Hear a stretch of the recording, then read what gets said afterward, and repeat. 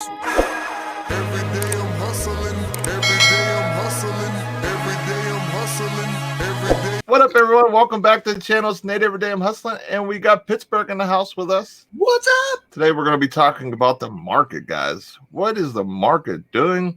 Is it going to rebound, especially the modern? Vegas Dave has something to do with it. Kind of give our opinion on what's going on. So, Pittsburgh, what do you think is going on right now, guy? Dude, honestly, I'm actually happy with the way the market is personally because I've been buying up a lot of good modern because the way I look at it, like I don't believe it's going to stay down like it is right now. Now, is it going to bounce back like it did, say, last summer? No, I don't think it's going to get to that point again, at least not for a while. But I do see modern coming back, especially like once Prism Select, and Select is retail this year. So it's going to give a whole lot more people the opportunity to be cracking a really awesome set like Select, because you already see how nuts people go over Optic and stuff like that. And, even like Hoops Premium. So like now Select, which in my opinion, that's my favorite set out of all of them, is coming to retail. So it's going to give a lot of regular people that can't afford to buy hobby boxes the opportunity to buy into a pretty awesome set. I see once a lot of these sets start coming out,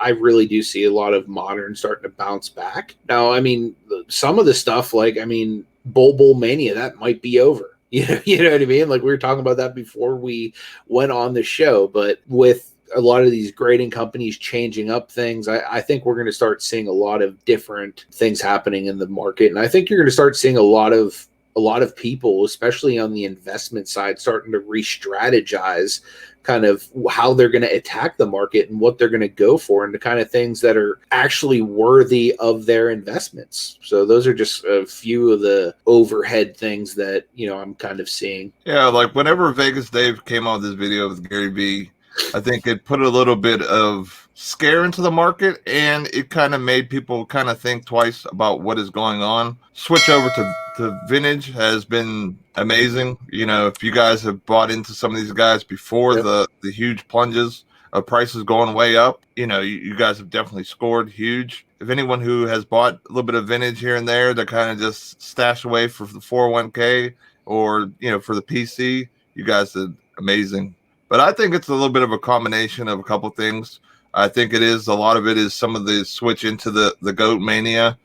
Some of it is, Prism hasn't dropped, like you said, because that is the go-to set for basketball and in most sets, unless, Topps is printing like baseball. And then a lot of people are into soccer. You know what I mean? And they're going into different markets where they feel that there hasn't been any value. Like I'm still waiting for WCW cards from 1991 to still go up, and they haven't yet. But I'm going to hold out tight and wait, because, it's not like I'm going to get a lot of money for the set as is right now. I think I've seen people sell them for like $20 for the whole set. So, and then you have the grading aspect, like everyone's prices went up. I think as we go in, a lot of these cards that got graded and, maybe shouldn't or whatever, it's going to sting a lot of people right now. But I think overall, as we all go forward and, in the market and everything, I think we'll see a lot better movement on players that should be moving, especially as we get closer to the playoffs and things like that. Exactly. Because that's when you see your best margins. Also, baseball has really been going crazy too. So a lot of people have shifted to baseball. They viewed it as undervalued.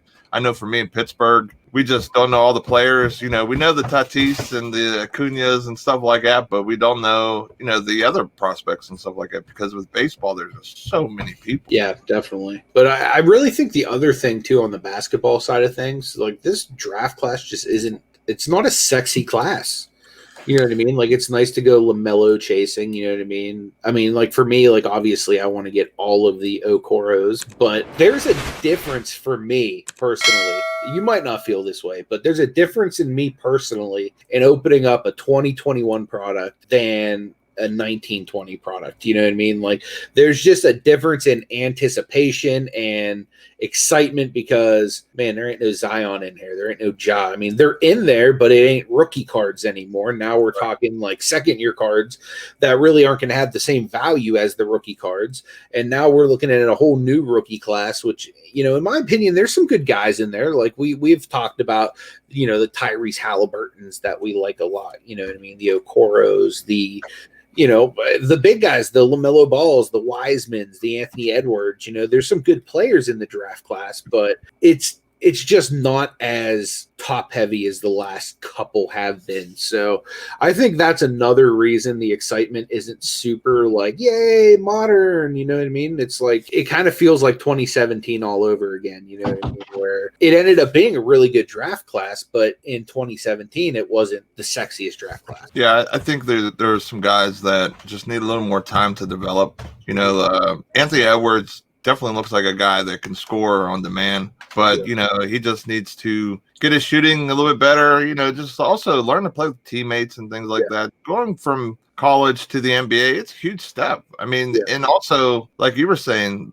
each class isn't going to have a generational talent in it. You might have players that, you know, will be awesome players that will maybe, you know, be just a sixth man or just, you know, start or barely start or whatever for the first couple of years.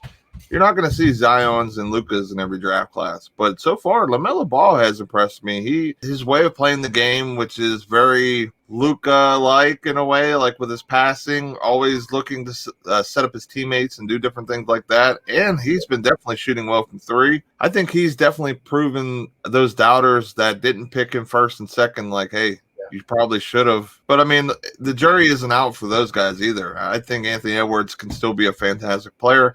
I think Wiseman, once he gets a little bit of tutelage through like Draymond and Curry and these other guys, they could definitely be stars. So I went to the perfect situation, man. Like, he's going to be surrounded by Hall of Famers, and you know he has one of the best coaches in the league, top class organization. Like that dude. Like honestly, if I was him, I'd have rather gone there than Minnesota, especially with the Cat being in Minnesota. But you know what I mean? Like that's a perfect situation for somebody to fall into. Definitely, because they definitely needed somebody. They had no big man other than Draymond, and Draymond's not really a big man. He's like a 4 at best, and he might be on the back end of his career where he's not able to put up his great numbers as he used to in the finals and things of that nature. So I think his energy definitely is one thing that definitely helps the Warriors move forward with Draymond, because when you see him off the court and on the court, they're completely different teams. So thanks everyone for checking out part 1 of our collab video. Tune in tomorrow to check out part 2. With me in Pittsburgh, we'll talk about players that we're grabbing right before the playoffs. Some guys that we have a lot of trust moving forward, picking up now, and preparing for the playoffs. Don't forget to check out our Facebook group. And also, don't forget about our Saturday Lives. This last week, we had the Comeback Card Investor on, and it was an awesome interview. If you haven't checked it out, I'll leave a link in the description of this video for you to check it out. And also, our auctions every Sunday, 4 p.m. Eastern on the channel. Really appreciate each and every one of you for checking out the video, and we'll see you guys later.